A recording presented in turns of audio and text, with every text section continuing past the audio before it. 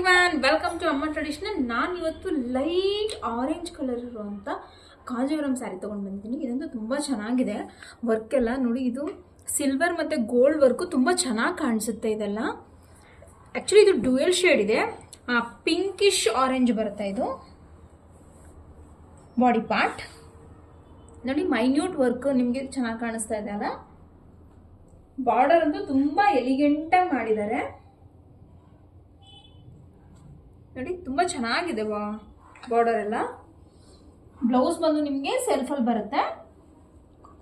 ನೀವು ಇದನ್ನ ಕಾಂಟ್ರಾಸ್ಟ್ ಬೇಕಾದ್ರೂ ಮಾಡ್ಬೋದು. ಇದು ಬ್ಲೌಸ್.